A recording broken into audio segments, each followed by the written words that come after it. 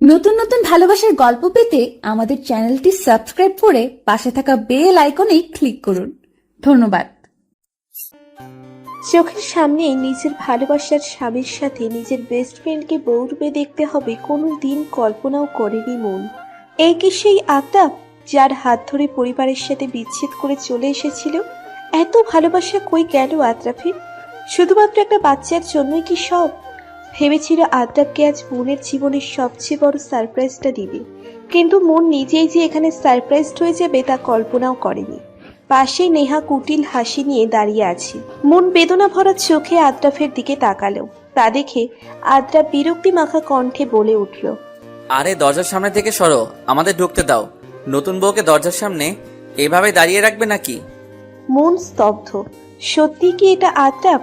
মন কাঁপা কাঁপা কণ্ঠে বলে উঠল, তুমি মজা করছো তাই না আদ্রাফ? পাশের রুম থেকে তখন শাশুড়ি মা বেরিয়ে এসে আদ্রাফকে এই রূপে দেখে খুশিতে বাকহারা।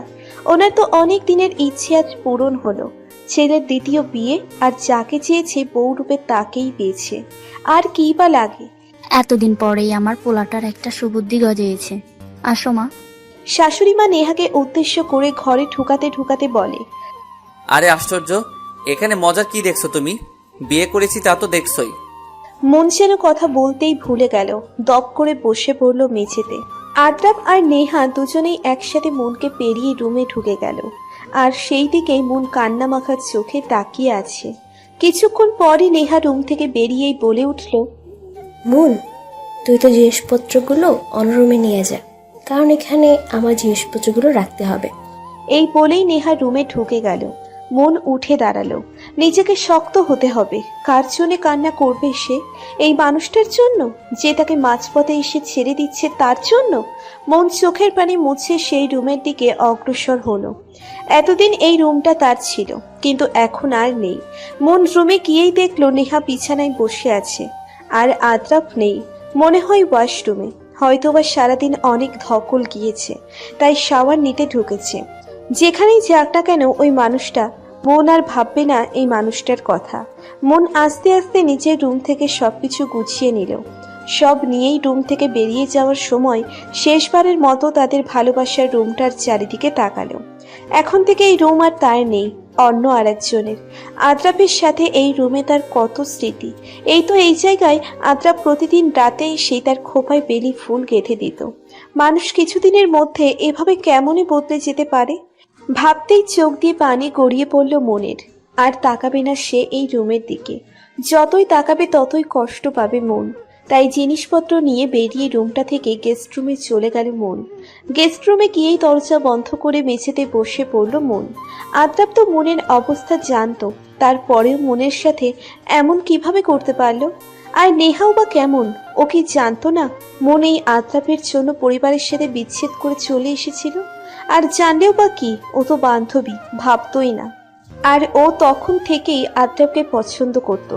ছোট থেকেই আমার পছন্দের জিনিসগুলোর উপর নেহার নজর ছিল। ওর সাথেই থাকতাম প্রায় সময়। একই এলাকায় বাসা হওয়ায় ওকেই আপন ভেবে সব কথা বলতাম। আমি ওকে বেস্ট ফ্রেন্ড ভাবতাম ঠিক, কিন্তু ও কোনো দিন ভাবতো না। মা মারা যাওয়ার পরপরই বাবা দ্বিতীয় বিয়ে করেছিলেন। বিয়ে করতে চাইনি, কিন্তু সবার জোড়াজুড়িতে আমার আর একটা মা দরকার ভেবে বিয়ে করেছিল। হ্যাঁ, সবার সামনে আমি একটা আদর্শ মা পেয়েছি ঠিকই, কিন্তু আসলে কি তা? প্রথম 1 বছর ঠিকই ছিল, এরপর আর একটা বোন হওয়ার পর সব রূপ বেরিয়ে আসলো।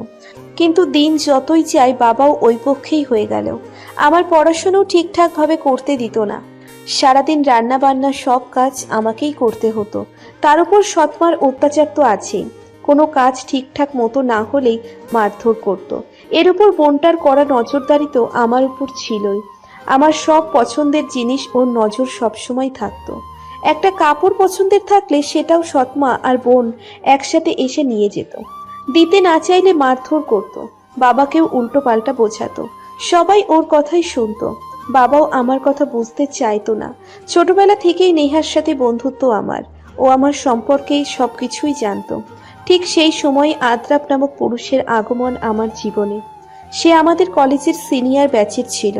প্রথম কয়েক মাস লুকিয়ে থাকতাম তার থেকে, কিন্তু এরপর আর পারিনি। তার ভালোবাসার জেদের কাছে হেরে গিয়েছি। এই কলেজের প্রায় মেয়েই আদ্রাবকে পছন্দ করত, তেমনিভাবে নেহাও ছিল তাদের মধ্যে। কিন্তু আমি ওকে আমার জীবনে জড়াতে চাইনি। ওর পাগলামির জন্য আমার পরিবারের অবস্থা সব বলেছিলাম। সে তার মাকে নিয়ে গিয়েছিল প্রস্তাব নিয়ে, কিন্তু আমার সৎমা আর সৎ বোন এটা সহ্য করতে পারেনি। ওরা আমার ভালো পরিবারে বিয়ে হোক এটা চাইতো না, তাই তো বাবাকে বলিয়ে ওদের অপমান করে বের করে দিয়েছিল। এরপর আমার পড়াশোনাটাই বন্ধ করে দিয়েছিল। বাইরে যাওয়া একেবারেই বারণ। এই সব কিছুই নেহা জানতো। হয়তোবা উপরে ভালো সাজতো, মনের ভিতর অন্য কিছু ছিল। নেহার সাহায্যেই এক রাতে আদ্রাবের সাথে এক কাপড়েই ওই বাড়ি থেকে বেরিয়ে এসেছিলাম। কিন্তু শাশুড়ি মাকে অপমান করেছিল, তাই তিনি মানতে পারেনি আমাকে। এই বিয়ের জন্য হয়তো আমার প্রতি নেহার অনেক ক্ষোভ ছিল, কারণ আদ্রাবকে সেও অনেক পছন্দ করত। সে তার খেলার চাল হিসেবে শাশুড়ি মাকেই প্রথমে বেছে নিয়েছিল। এরপর বাচ্চা না হওয়ার জন্য শাশুড়ি মা প্রতিদিনই খোঁটা দিত, আর আহানকে দ্বিতীয় বিয়ের জন্য চাপ দিত। এর পিছনে নেহা তো আছেই। 1 বছরের প্রেম আর 2 বছরের সংসার জীবনে আদ্রাব কোনোদিন আমার হাত ছাড়েনি, সব সময় ছায়ার মতো পাশে ছিল। শাশুড়ি মার কথায় আমি যখন মন খারাপ করতাম, তখন আদ্রাবের কথায় ভরসা পেতাম। সে বলতো, দেখো মন, আমার বয়স হয়েছে, এই বয়সে নাতি নাতনির একটা শখ থাকে মানুষের। ঠিক আমারও তেমন আছে, কিন্তু চিন্তা করো না, আমি সবসময় তোমার পাশে আছি।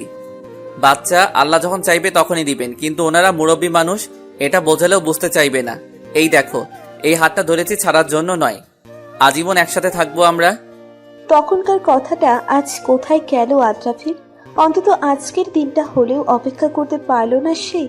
কিছুদিন ধরেই সে বাসায় দেরিতে ফিরত, কথা বলতো না ঠিকঠাক। এসব ভাবতে ভাবতেই চোখ ভিজে এলো মনের।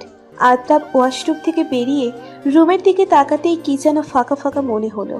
কাপড় নেওয়ার জন্য আলমারির কাছে যেতেই দেখতে পেল ওখানে মনের কাপড়ের জায়গায় নেহার কাপড় রাখছে। আদ্রাব নেহাকে উদ্দেশ্য করে বলল, এখানে তো মুনের কাপড় ছিল, ওগুলো কোথায়? আর তুমি বা আমাদের আলমারিতে কাপড় কেন রাখছো? বাহরে, এখন থেকে তো এটা আমাদেরই রুম। মনের রুম তো পাশেরটা। ওর কাপড় কেন আমাদের রুমে থাকবে বলো? আদ্রাবের হঠাৎ খারাপ লেগে উঠল। এই 2 বছরে মন ওকে ছাড়া কোনো দিন থাকেনি। হাজারো রেগে থাকলেও রাতের মাঝখানে চলে আসতো আহানের পাশে। মেয়েটা আজ একা থাকবে ভাবতেই খারাপ লাগলো। আর এই আলমারিটা মনের ভীষণ প্রিয় ছিল। এভাবেই তার অধিকার এত তাড়াতাড়ি ছেড়ে দিল। রুমের চারিদিকে তাকাতেই কোথাও যেন একটা শূন্যতা অনুভব করলো আদ্রাব। কি হলো? কই হারাই গেলে?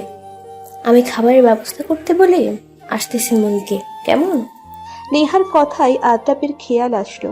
আদ্রাব নেহাকে ডাকার আগেই নেহা বেরিয়ে গেল রুম থেকে। দরজা ধাক্কার শব্দে মনের হুঁশ এলো।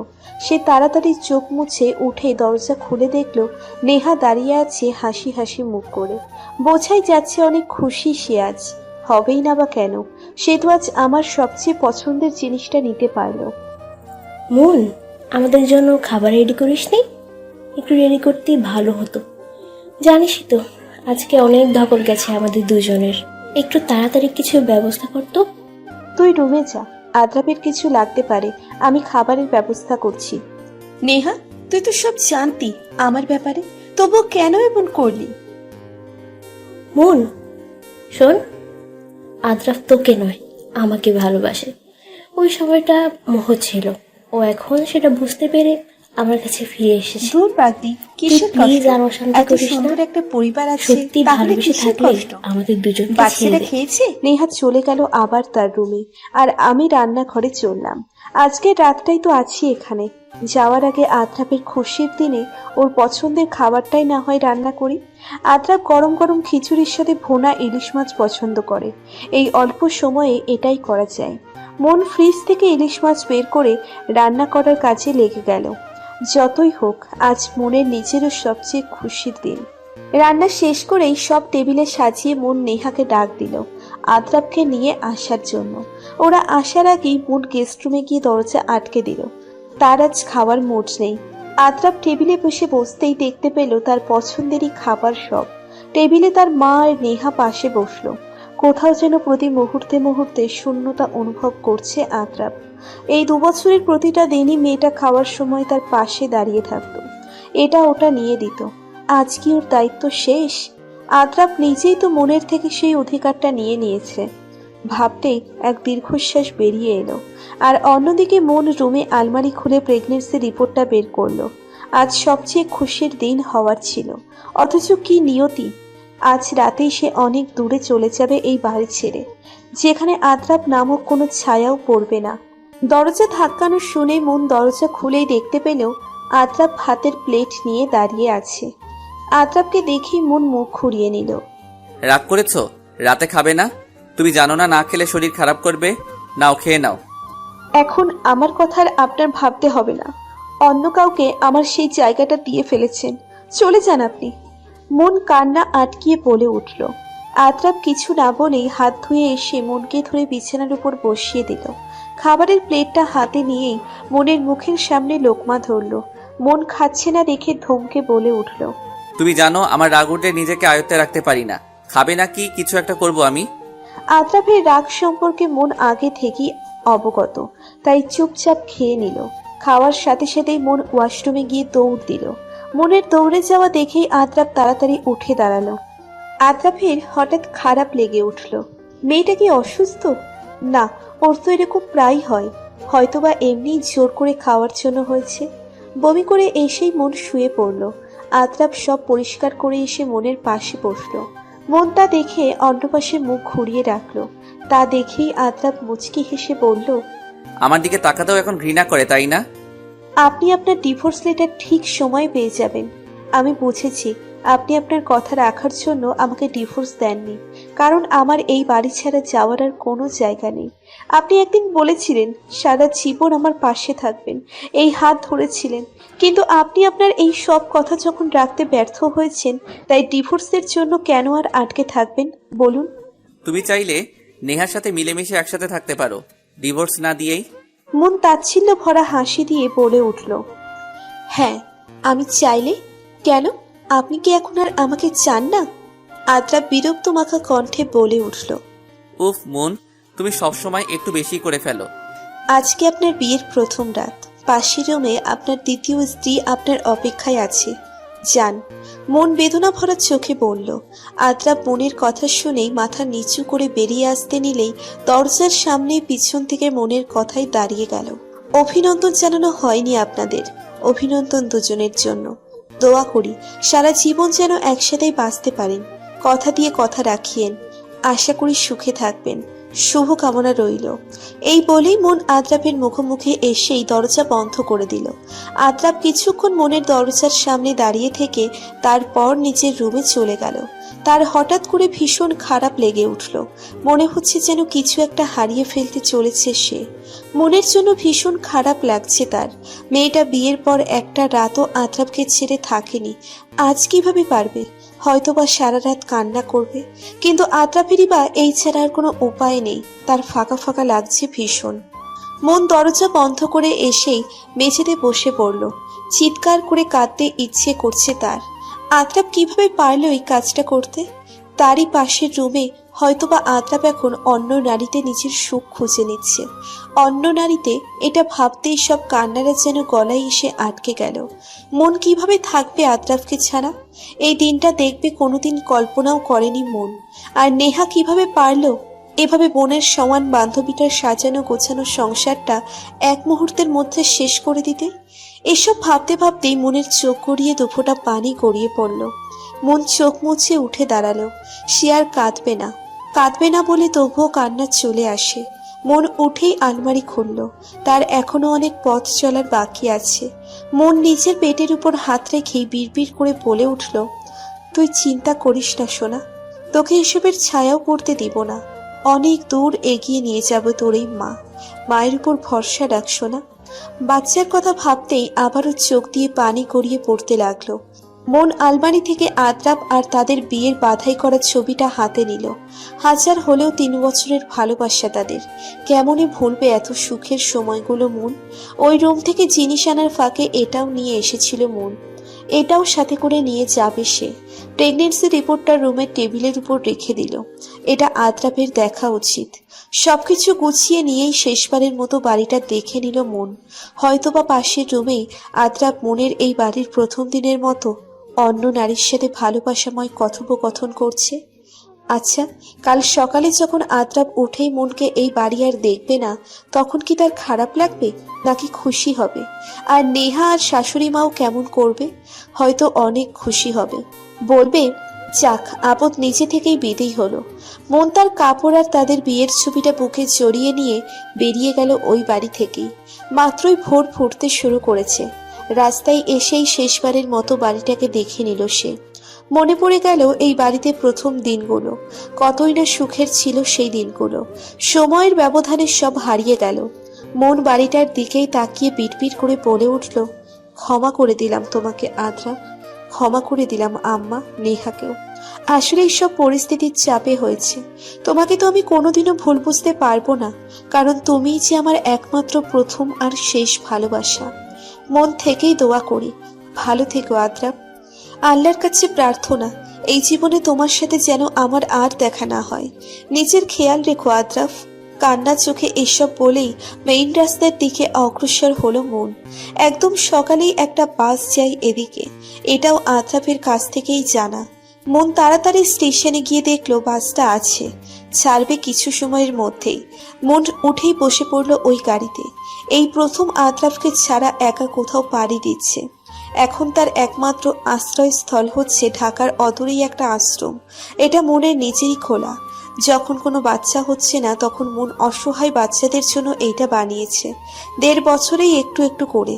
এটার সম্পূর্ণ ক্রেডিটই আদ্রাফের। সে বিয়ের পর মনকে ব্যাংক অ্যাকাউন্ট খুলে দিয়েছিল। নিজ দায়িত্বে আদ্রাফ তার মাস বেতন থেকে মনের অ্যাকাউন্টে টাকা দিত। মন বারণ করলে আরও হেসে বলতো, মেয়েদের অনেক কিছু করার ইচ্ছে থাকে, সবকিছুকে জামাইয়ের থেকে পারমিশন নিয়ে করতে হয় নাকি? তুমিও কিছু একটা করবে এই টাকা দিয়ে, আমার বিশ্বাস। ঠিকই মন করেছিল এটা।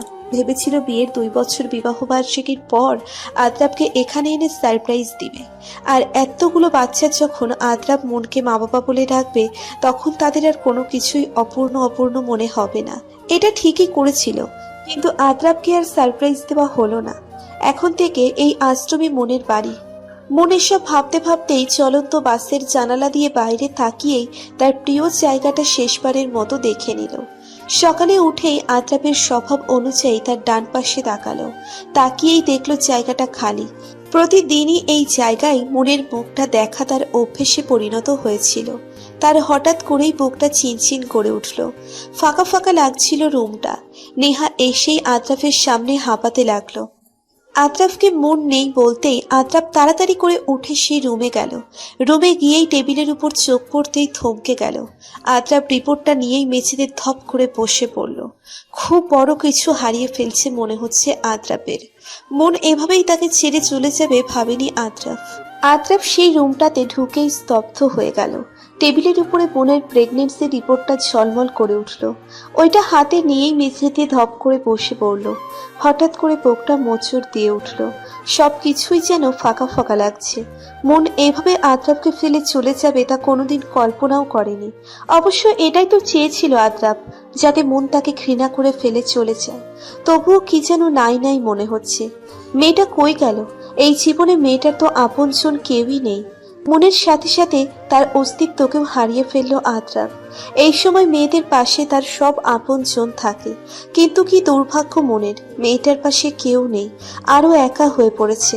মনের কথা ভাবতেই চোখ দিয়ে দুফোঁটা পানি গড়িয়ে পড়ল। পুরুষ মানুষের নাকি কাঁদতে নেই? কে বলেছে এই কথা? কষ্ট পেলে ঠিকই কান্না আসে, তাদের মনেও তো ঠিকই কষ্ট পায়।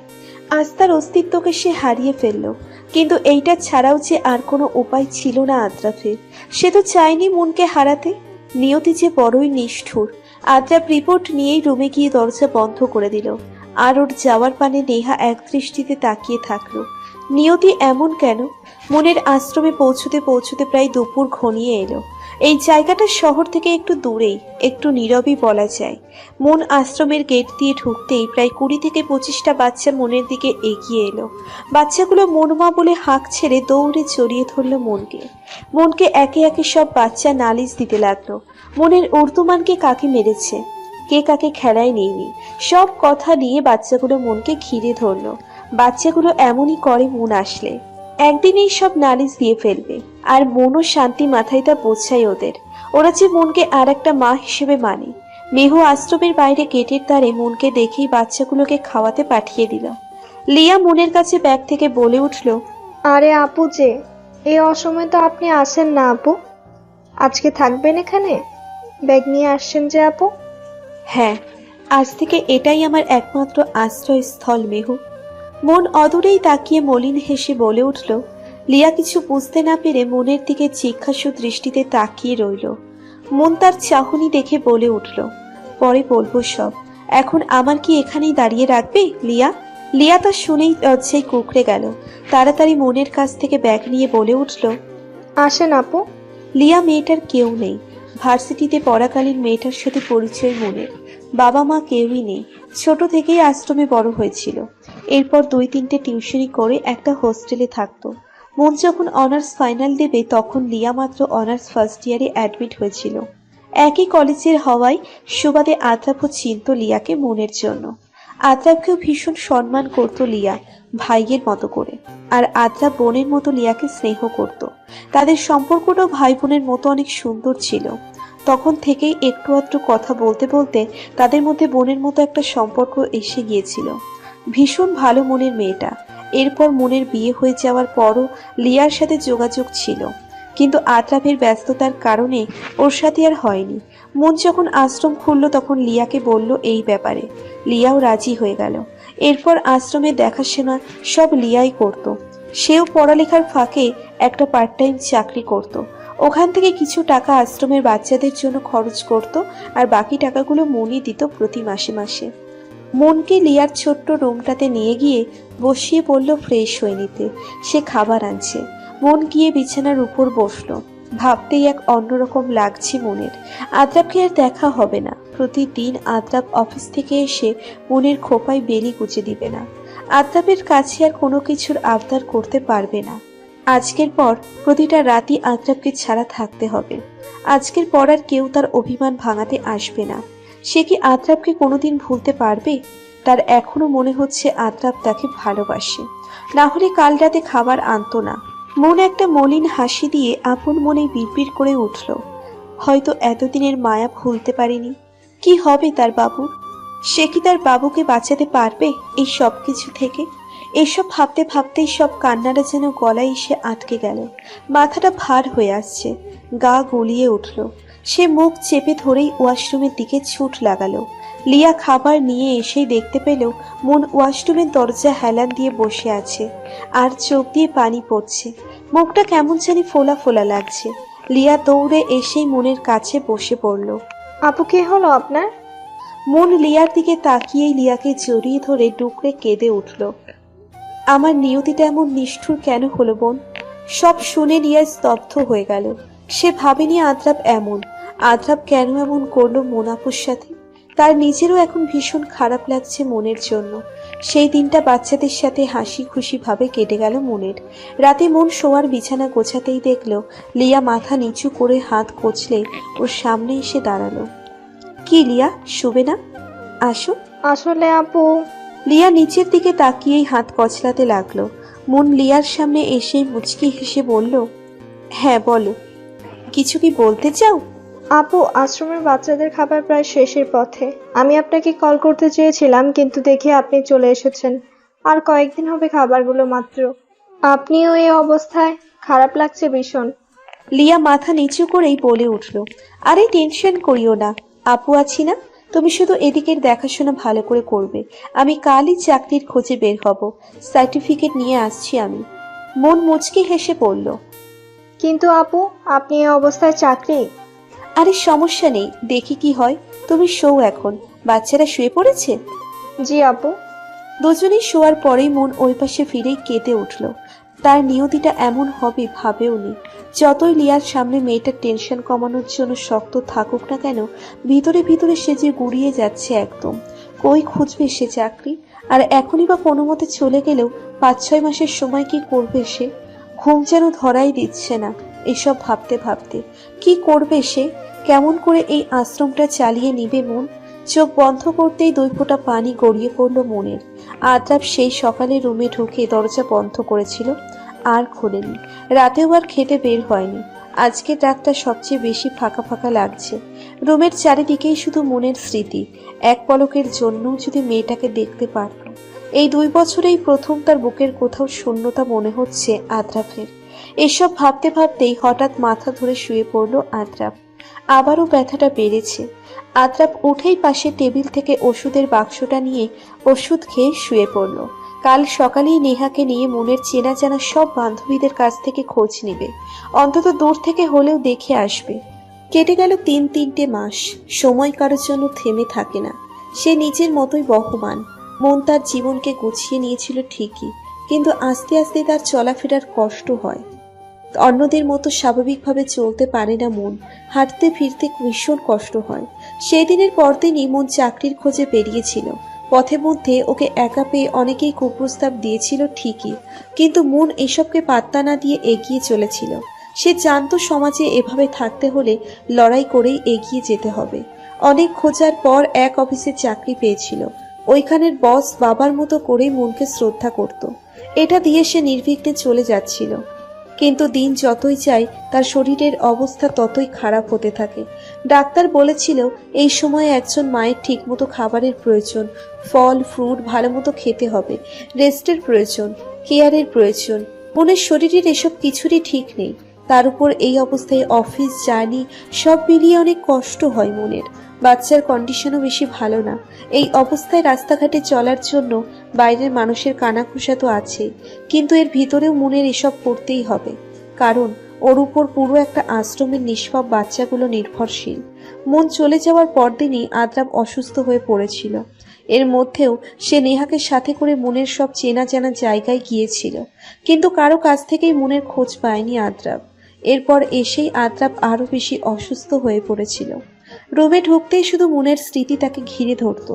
আদ্রাফের নিচের জন্য কোনো চিন্তা নেই, সব চিন্তা মনকেই ঘিরে। মনের কথা ভাবতেই তার ভীষণ ফাঁকা ফাঁকা লাগে। সেই রাতের মাঝেই আদ্রাফ অতিরিক্ত মাথা ব্যথায় সেন্স হারায়। 1 সপ্তাহ হাসপাতাল থেকে এরপরেই ডাক্তাররা আদ্রাফকে এমার্জেন্সি 2 রাতের ভিতরেই অন্য দেশে উন্নত চিকিৎসা উপলক্ষে পাঠিয়ে দিয়েছিল। আস্তে আস্তে আদ্রাফের অবনতি হতে থাকে।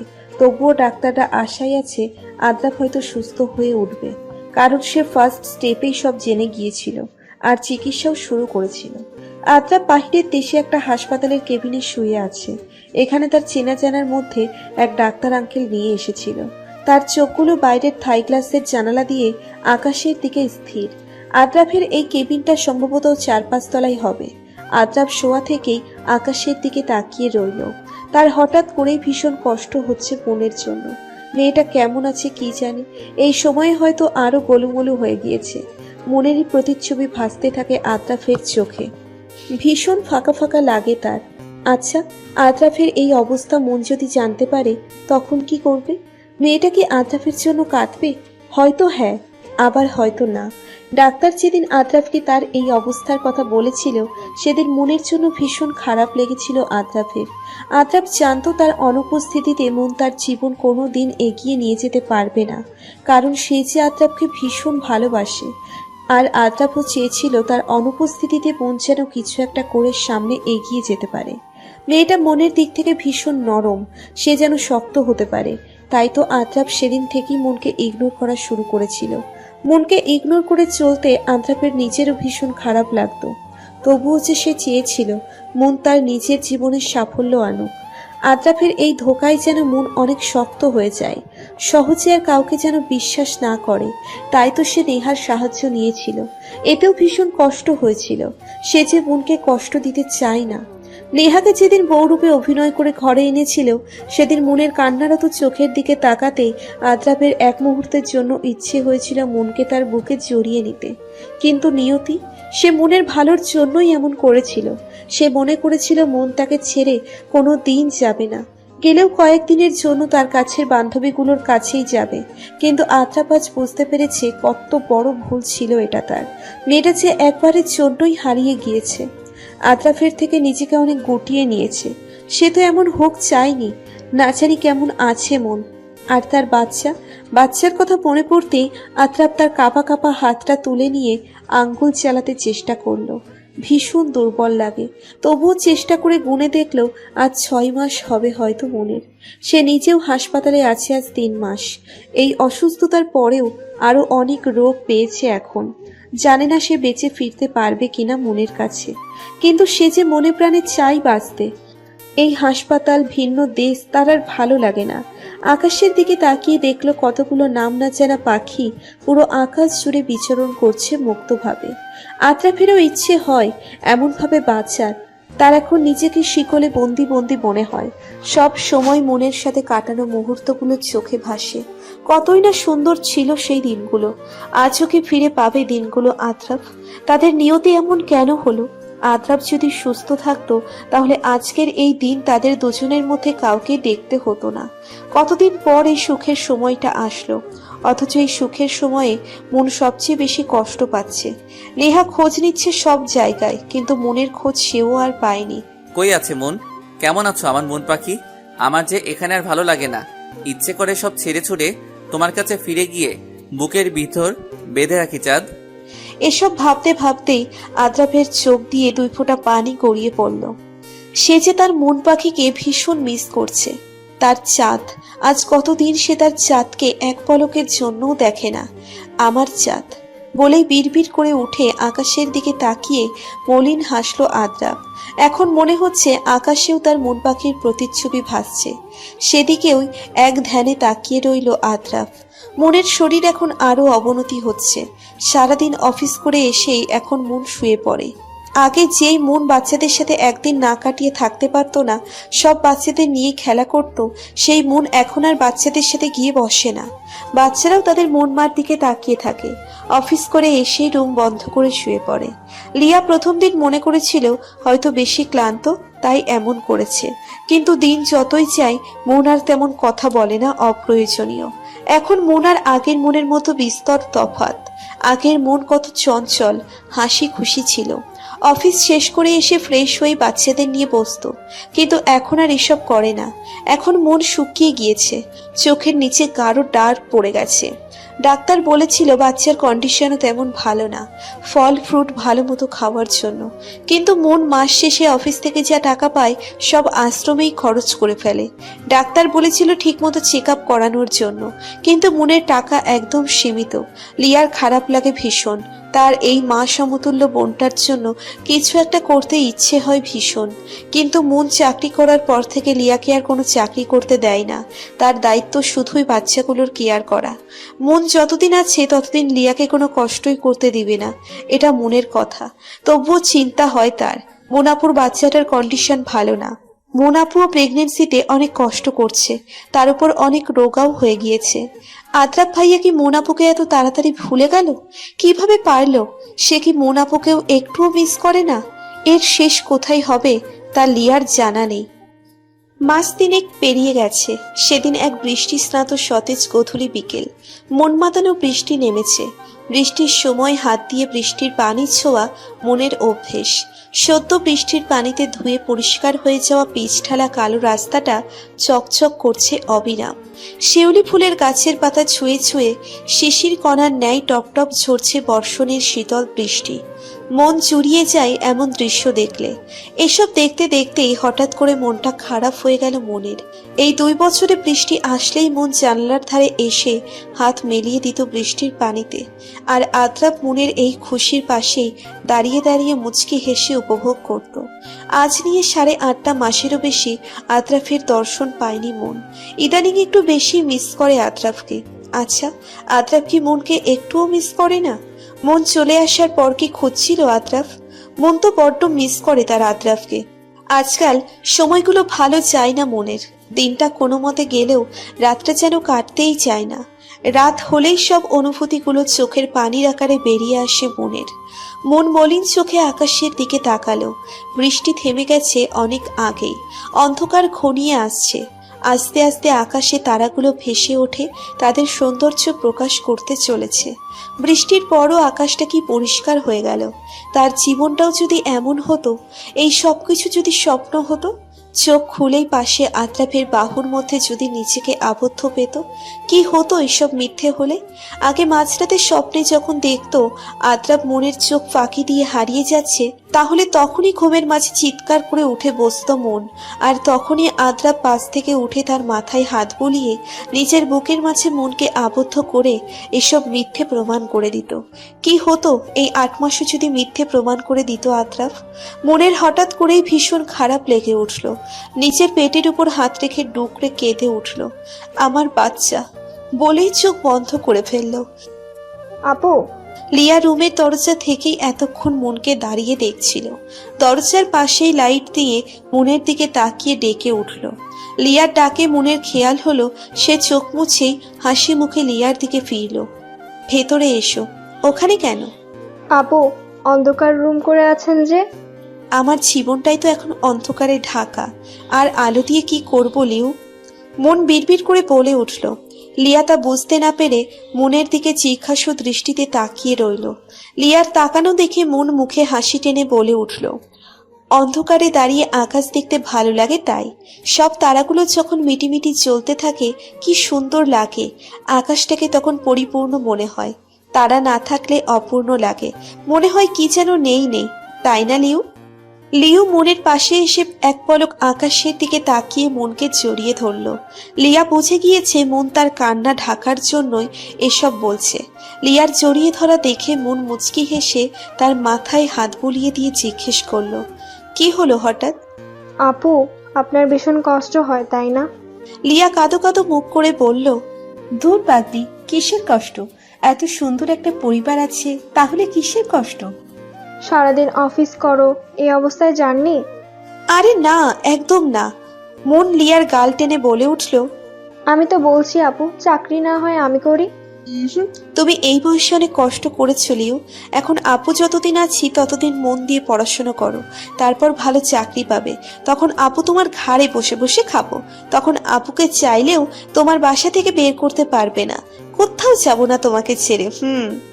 মন হেসে বলে উঠল। মনের কথায় লিয়াও হেসে বলে উঠল, আমিও ধরে বেঁধে রেখে দিব, কোথাও যেতে দিব না এই লিয়াকে ছাড়া। মন হেসে উঠল। এই মেয়েটা এত ভালো কেন? তার নিজেরই রক্তের সম্পর্কের বোন তাকে অপছন্দ করত, প্রতিনিয়ত মনকে অত্যাচারে রাখত। মন কাছে টেনে নিতে চাইলে আরো দূরে ঠেলে দিত, অথচ এই মেয়েটা কত সহজে নিজের মতো করে মিলেমিশে থাকছে। আসলেই এই দুনিয়ায় এক একজনের এক এক রূপ। আপু, খাবেন না? আসুন। বাচ্চারা খেয়েছে? না, এখনো খাইনি। আজ আপনাকে ডাকতে আসলাম একসাথে খাওয়ার জন্য। অনেকদিন তো ওদের সাথে একসাথে খাননি, আজ খাবেন। মন মলিন হেসে সম্মতি জানিয়ে বলল, আচ্ছা চলো। আদ্রাফ এখন মোটামুটি সুস্থ, তার অপারেশন সাকসেসফুল। তবুও ডাক্তার আদ্রাফকে নিয়ে এখনো চিন্তিত, কারণ ব্রেইন টিউমার রোগীদের মধ্যে প্রায় রোগীর অপারেশন সাকসেসফুল হয়, কিন্তু দেখা যায় কয়েক মাস না যেতেই পুরোপুরি সুস্থ রোগী হঠাৎ করেই অসুস্থ হয়ে পড়ে আবার। তবুও ডাক্তার আদ্রাফকে নিয়মিত খাবারের জন্য কিছু ওষুধ লিখে দিয়েছে, যেগুলো নিয়ম মাফিক খেতে হবে, একদিনও বাদ দেওয়া যাবে না। আর মাথায় বেশি চাপ নেওয়া একদম বারণ করে দিয়েছে ডাক্তার। চাপ নিলে হিতে বিপরীত হবে। আদ্রাফ আজ দেশে ফিরবে। কত মাস পরে সে নিজের দেশে ফিরছে সুস্থ রূপে। তার এখন ভীষণ আফসোস হচ্ছে মনের জন্য। মেয়েটাকে সে খুঁজে বের করবেই, দরকার হলে পায়ের উপর পড়ে থাকবে, তবুও ক্ষমা চাইবে। আদ্রাফের বিশ্বাস মন কোনোদিন তার থেকে মুখ ঘুরিয়ে থাকতে পারবে না। নিজের বাড়িতে ঢুকেই মায়ের সাথে কথা বলে নিজের রুমে ঢুকতেই একটা অদ্ভুত শিহরণ বয়ে গেল মনের মধ্যে আদ্রাফের। একদম ফাঁকা। মন যাওয়ার পরপরই আদ্রাফ অসুস্থ হয়ে হাসপাতালেই কাটিয়েছিল এত মাস। আজ রুমে ঢুকেই বুকের কোথাও একটা সূক্ষ্ম ব্যথা অনুভব হচ্ছে। আদ্রাফ ফ্রেশ হয়েই এসেই ওষুধ খেয়ে শুয়ে পড়ল। মাথায় ব্যথা এখনো ঠিক কমেনি। আদ্রাফ শুয়েই বিড়বিড় করে উঠল, আমি ফিরে এসেছি মন পাখি, তোমায় খুঁজে বের করবই। অনেকদিন পর মন আবারও বাচ্চাদের সাথে হেসে খেলে রাতে খেলো। এতদিন তো অফিস থেকে এসেই রুম বন্ধ করে শুয়ে পড়তো। মনের কেমন জানি মায়া মায়া লাগছে সব কিছুতে। বাচ্চারা ঘুমিয়ে গেলেই মন আর লিয়া রুমে চলে আসলো। বাচ্চারাও আজ ভীষণ খুশি ছিল, কারণ তাদের মন মা অনেকদিন পর আবারও তাদের সাথে হেসে মেতে খাবার খেলো একসাথে। লিয়াও ভীষণ খুশি এর জন্য। মনের মুখে অনেকদিন পর সত্যিকারের হাসি দেখেছে সে, কিন্তু মনের ভিতরে ভিতরে ভীষণ খারাপ লাগছে। সব দুর্বলতা যেন ঘিরে ধরতে চাইছে, চোখগুলো ঝাপসা হয়ে আসছে বারবার। কেন জানি ভীষণ কান্না পাচ্ছে তার। আদ্রাবকে একবারের জন্য হলেও দেখার ইচ্ছে হচ্ছে, অন্তত মানুষটা ভালো আছে কিনা তা যদি দেখতে পারত মন। বুকের কোথাও ভীষণ ব্যথা হচ্ছে। মনের এত মাসের মধ্যে আজকে বেশি মনে পড়ছে আদ্রাবকে। বড্ড ইচ্ছে করছে আদ্রাব সবকিছু ছেড়ে ছুঁয়ে মনকে যেন এসে বলুক, মন পাখি, এই সব কিছু মিথ্যা ছিল। এই আদ্রাফের হৃদয়ের কুঠুরিতে তো শুধুই তার চাঁদ ছিল, আছে আর থাকবেও। তোমার নাম আমার হৃদয়ে খোদাই করা চাঁদ। মনও তখন এই 8 মাসের সবকিছু ভুলে আদ্রাপের বুকে ঝাঁপিয়ে পড়তো, আর আদ্রাপও মুচকি হেসে মনকে তার বুকে আগলে নিত। এসব ভাবতেই মনের ঠোঁটের কোণায় মুচকি হাসির রেখা দেখা দিল। লিয়া মনের পাশে এসে শুয়ে পড়তেই মনও শুয়ে পড়ল। আস্তে আস্তে ঘুমের দেশে পাড়ি দিল। মাঝরাতে কারো গোঙানির শব্দে লিয়ার ঘুম ভেঙে গেল। সে পাশে ফিরেই দেখতে পেল মন গোঙাচ্ছে। মন এক হাত বিছানার চাদর খামচে ধরে অন্য হাতে লিয়াকে ডাকার চেষ্টা চালাচ্ছে। মুখ দিয়ে আওয়াজ বের করে শক্তিটুকু পাচ্ছে না। লিয়া উঠে বিছানার দিকে তাকাতেই স্তব্ধ হয়ে গেল। লিয়া একটা মেয়ে, এত রাতে কি করবে তা ভেবে পাচ্ছে না। তবুও এত কিছুর মাঝে তার একমাত্র একটাই চিন্তা, মনকে হাসপাতালে নিয়ে যেতে হবে যত দ্রুতই সম্ভব। লিয়া আর উপায় না পেয়ে মনকে ওই অবস্থায় রেখে দ্রুত বেরিয়ে গেল। এই মাঝরাতে কোনো গাড়িও তেমন নেই। কি করবে লিয়া তা ভেবে পাচ্ছে না। অবশেষে অনেক কষ্ট করে একটা গাড়ি পেয়েছে, ওইটা করেই মনকে হাসপাতালে নিয়ে গেল লিয়া। হাসপাতালে মনের কন্ডিশন দেখে ডাক্তাররা এমার্জেন্সি অপারেশন থিয়েটারে নিয়ে গেল। মনকে নিয়ে যাওয়ার পথে লিয়া তার হাত ধরে রেখেছিল। থিয়েটারে মনকে ঢুকিয়ে নেওয়ার পরপরই ডাক্তাররা সবকিছু শুরু করে দিল। মনের কি আর আদ্রাজের হাতে বেলি ফুলের মালা মাথায় গোছা হবে না? আর কি কোনোদিন আদ্রাফের কাছে কিছুর আবদার করা হবে না? আর কি কোনোদিন একসাথে চন্দ্রবিলাস করা হবে না? শেষবারের মতো আদ্রাফের মুখচ্ছবি তার চোখের সামনে ভেসে উঠতেই মনের কান্নারত মুখে ঠোঁটের কোণায় এক চিলতে হাসি দেখা দিল। ভালো থেকো আদ্রাফ, ভীষণ ভালোবাসি বলেই মন বিড়বিড় করে উঠল। চোখ বন্ধ অবস্থায় দু চোখ দিয়ে পানি গড়িয়ে পড়ল মনের। সাদা কাপড়ে মোড়ানো মৃতদেহটির দিকে এক দৃষ্টিতে তাকিয়ে রইল লিয়া। সে ভাবে উনি মন এভাবে তাকে ছেড়ে না ফেরার দেশে চলে যাবে। লিয়া এক নজর তার কোলে থাকা বাচ্চাটার দিকে তাকিয়ে চোখ ফিরিয়ে পাশেই মনের মৃতদেহটির দিকে তাকিয়ে ডুকরে কেঁদে উঠল। বাচ্চাটি কি সুন্দর করে লিয়ার দিকে তাকিয়ে আছে। আজ যদি মন বেঁচে থাকতো তাহলে এই দিনটা সবচেয়ে বেশি খুশির দিন হতো। মন আর আদ্রাপের চেহারা নিয়েই বাচ্চাটার চেহারা। মনের মেয়ে হয়েছে। মনের ইচ্ছে ছিল তার প্রথম সন্তান যেন মেয়ে হয়। কতই না কষ্ট পেয়ে না ফেরার দেশে চলে গেল মন। মনের কন্ডিশন ভালো না দেখে 8 মাসেই ডাক্তাররা রিস্ক নিয়ে অপারেশন শুরু করে দিয়েছিলেন। ডাক্তার থিয়েটার থেকে বের হয়ে লিয়ার হাতে মেয়েটাকে তুলে দিল।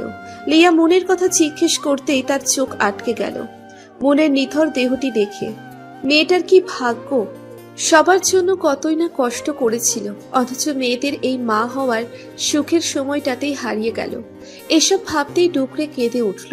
সকাল হয়ে গিয়েছে অনেক আগেই। অ্যাম্বুলেন্সটি আশ্রমের গেট দিয়ে ঢুকতেই সব বাচ্চারা ছুটে আসলো।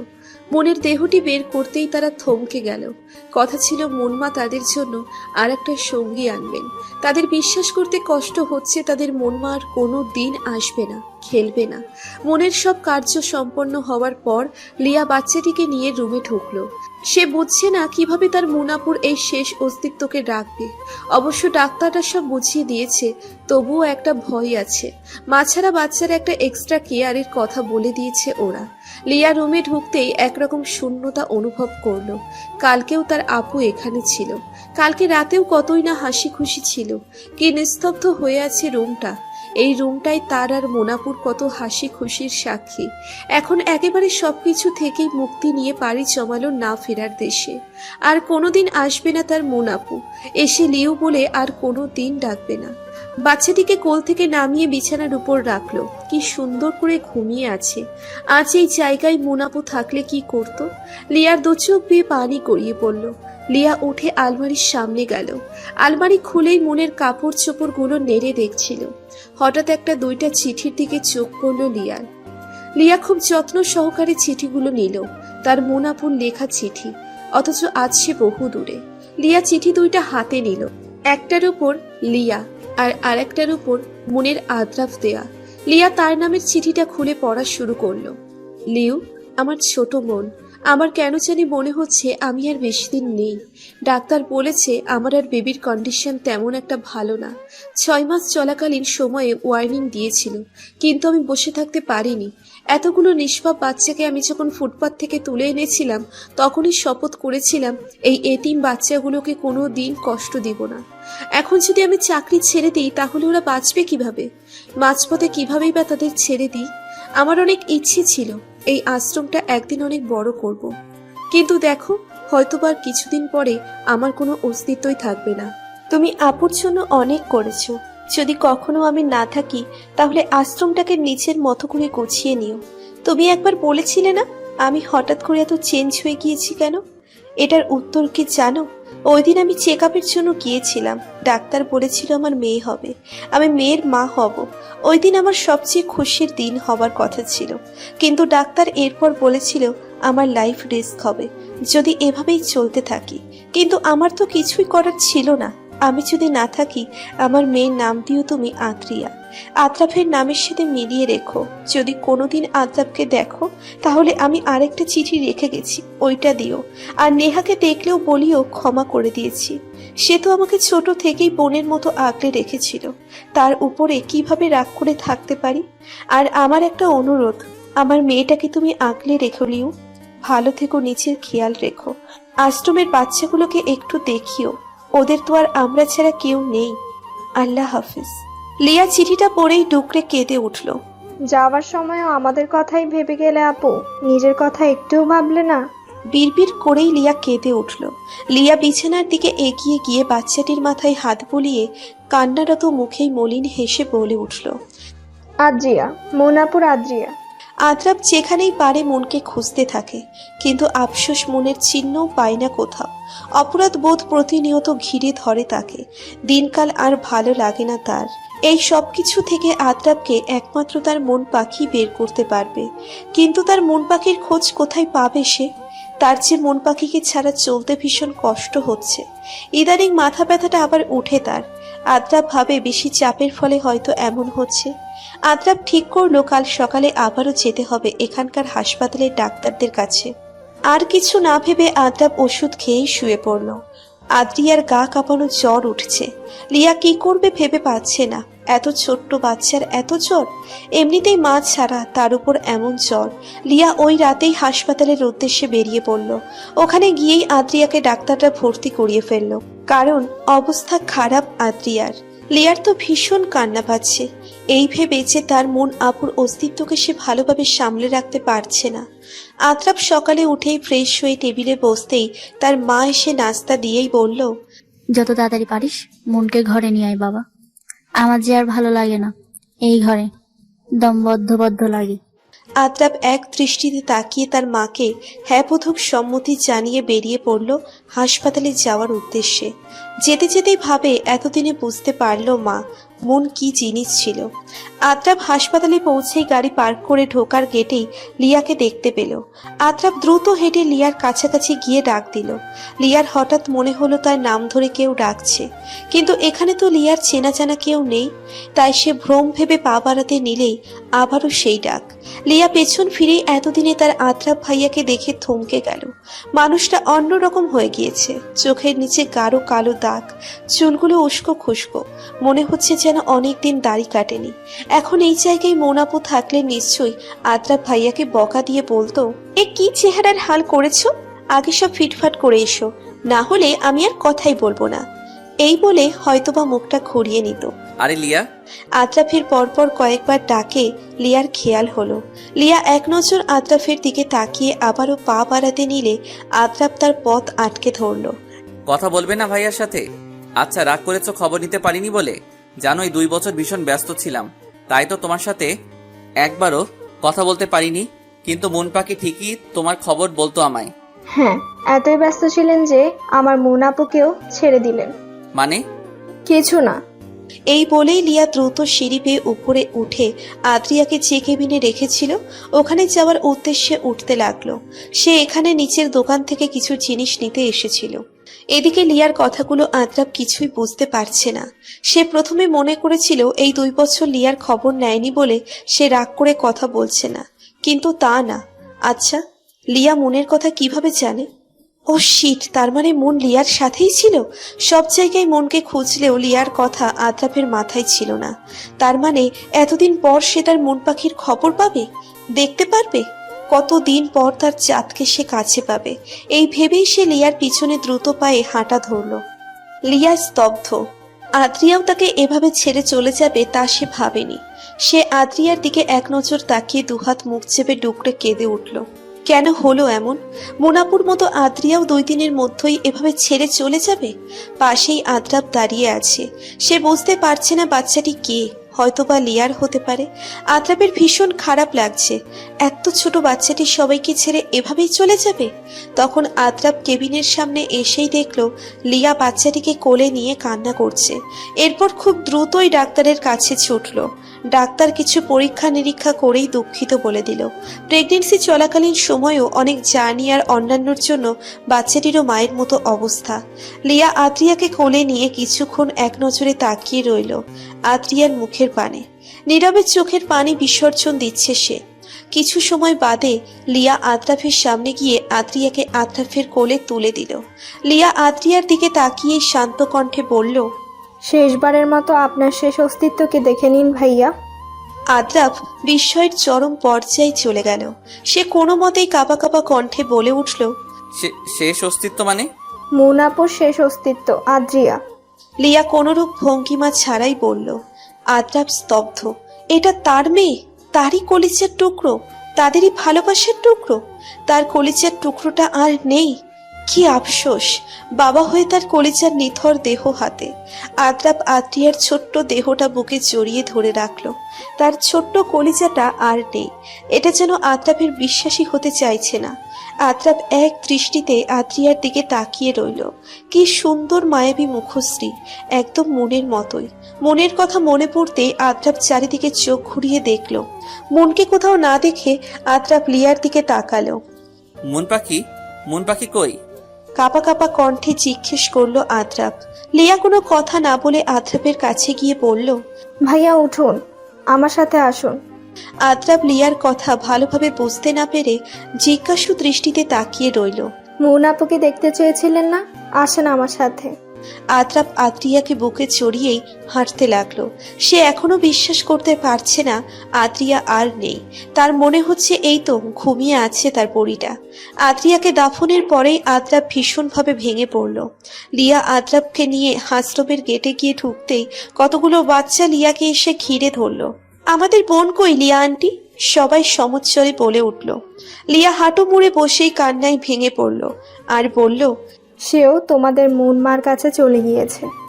বাচ্চাগুলো কি বুঝলো বোঝা গেল না। ওরা পথ ছেড়ে দিয়ে চলে গেল। লিয়া উঠে দাঁড়িয়ে চোখ মুছে বলল, জানেন ভাইয়া, এটা আমাদের মুনাপুর আশ্রম। আপনাকে সারপ্রাইজ দিতে ভেবেছিল, কিন্তু আফসোস। লিয়া একটা মলিন হাসি দিল। আদ্রাফ লিয়ার কথা কিছুই বুঝতে পারল না। তার মাথায় কিছুই ঢুকছে না। মাথা ব্যথাটা আবার বাড়ছে। তার চাঁদ কই? তার এখন চাঁদকে ভীষণ প্রয়োজন। লিয়া একটা রুমের ভিতর ঢুকে আদ্রাফের হাতে একটা চিঠি তুলে দিল। আদ্রাফ চিঠিটা হাতে নিয়েই বলল, কি এটা? আর আমার চাঁদ কই? আপনার চাঁদ আর নেই। মুনাপু এখন আকাশের চাঁদ হয়ে গিয়েছে। মুনাপু আপনার জন্য রেখেছিল এটা। লিয়া বলেই রুম থেকে বেরিয়ে গেল। আদ্রাফ থমকে গেল। কি বলছে লিয়া? এটা পাগল হয়ে গিয়েছে নাকি? তার এখন কেন জানি ভীষণ ভয় করছে। আদ্রাফ কাঁপা কাঁপা হাতে চিঠিটা খুলল। প্রিয় আদ্রাফ, নিশ্চয়ই ভাবছেন এত কিছুর পরও প্রিয় কেন বললাম, তাই তো? আমি আপনাকে কোনোদিন ভুল ভাবিনি, আর ভাববও না। সবকিছুর পরেও আপনি আমার প্রিয়ই থাকবেন, অন্তত এই 3 বছরের জন্য হলেও। আপনার সাথে কাটানো এই 3 বছর আমার জীবনের সেরা দিন ছিল। অনেক দিন আপনাকে ভুলে থাকতে চেয়েছিলাম, কিন্তু আমি বরাবরই ব্যর্থ আদ্রাফ। আপনাকে আমি এক মুহূর্তের জন্য ভুলতে পারিনি। তাই তো আজ অনেকদিন পরে সে চিঠি লিখতে বসলাম। কারণ কেন জানি মনে হচ্ছে আমি আর আপনার সাথে সেই সুখের দিনগুলোর মতো আর কোনো সময় পাবো না। আপনি হয়তো বা ভালোই আছেন, তাই আর আলাদা করে জিজ্ঞেস করিনি। জানেন, ডাক্তার বলেছেন আমার একটা ফুটফুটে মেয়ে হবে। আমি তো সেই খুশি হয়েছি খবরটা শুনে, কিন্তু এরপর বলেছেন এভাবেই যদি চলতে থাকি তাহলে আমার রিস্ক আছে।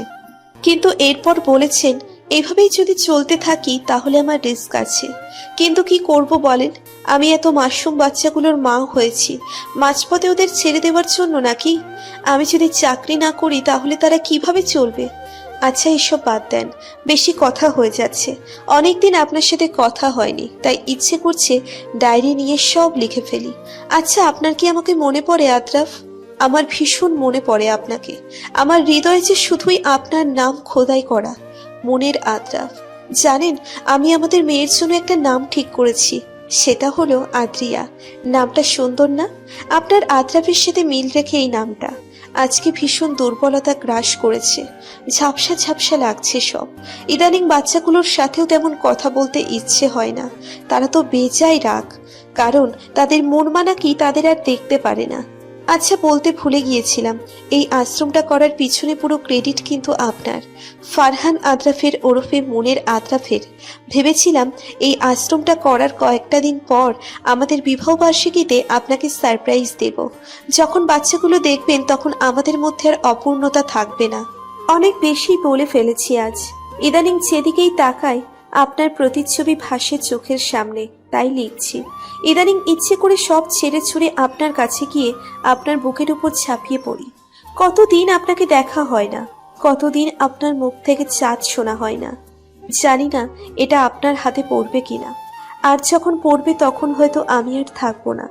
এই কাঁদবেন না একদম আমার জন্য। আপনি কাঁদলে আমি কিন্তু ওই দূর আকাশ থেকে দেখব, তখন আমার ভীষণ খারাপ লাগবে। আমার আদ্রি আমাকে দেখে রাখিয়েন, আশ্রমের বাচ্চাগুলোকেও দেখিয়েন একটু। আপনাদের উপর আমার কোনো অভিযোগ নেই, ক্ষমা করে দিয়েছি। আমার ভালোবাসায় হয়তো কোনো ঘাটতি ছিল, তাই অপূর্ণই থেকে গেল। ভালো থাকবেন, নিজের যত্ন নিয়েন, প্রিয় আদ্রাফ। মন। চিঠিটা পড়েই আদ্রাফ স্তব্ধ। মনে হচ্ছে যেন সবকিছু থমকে গেল আদ্রাফের। তার মন পাখি আর নেই। আদ্রাফ হাঁটু মুড়েই বসে পড়ল, কান্নায় ভেঙে পড়ল। কাকে সে চাঁদ বলে ডাকবে? এভাবেই অভিমান করে চলে গেল। আদ্রাফ যা কিছু সামনে পাচ্ছে সব কিছুই ছুঁড়ে ছুঁড়ে মারছে।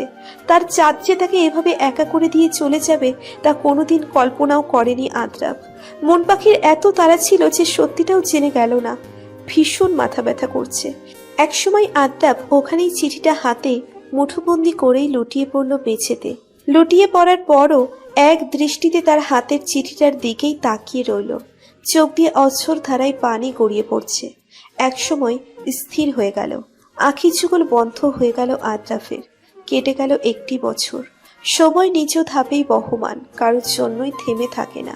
লিয়া দাঁড়িয়ে আছে আদ্রাফ, মন আর আদ্রিয়ার কবর থেকেই একটু দূরে। সেদিন আদ্রাফ চিঠিটা পড়েই সেন্স হারিয়ে ফেলেছিল। ডাক্তাররা তাকে বেশি চাপ নিতে বারণ করেছিল, কারণ কিছুদিন আগেই তার অপারেশন হয়েছিল। অবস্থা খারাপ দেখে সাথে সাথেই হাসপাতালে অ্যাডমিট করা হয়েছিল আদ্রাফকে। সেই রাতেই সে সব ছেড়ে তার মন পাখির কাছে পাড়ি জমায়। এত ভালোবাসা তাদের দুজনের মধ্যে, অথচ কেউ কারোরটা জানতো না। দুজন দুজনকে দুই মেরু থেকেই ভালোবেসে গিয়েছিল। লিয়ার চোখ গড়িয়ে পানি পড়ছে। অদূরেই ওদের কবরের সামনে লিয়ার স্বামী শুভ্র দাঁড়িয়ে জিয়ারত করছে। লিয়ার স্বামী এসে ডাক দিতেই লিয়া ফিরল। শুভ্র মুচকি হেসেই বলল, মুন আপু আর আদাব ভাইয়ার ভালোবাসা খাঁটি বলে ওরা একজনের কাছ থেকে আরেকজন আলাদা থাকতে পারেনি। দেখো কি সুন্দর ঘুমিয়ে আছে তিনজনই একসাথে। মুন আদাব এই দুটো নন নারী ভালোবাসার মানে বুঝিয়ে দিয়ে গিয়েছে। ভালোবাসা হচ্ছে আফসোস, ভালোবাসা হচ্ছে দীর্ঘশ্বাস, ভালোবাসা মানে অপূর্ণতা, ভালোবাসা মানেই মুন আদাব। সবার ভালোবাসা পূর্ণতা পায় না, তেমন মুন আদাবেরটাও পায়নি।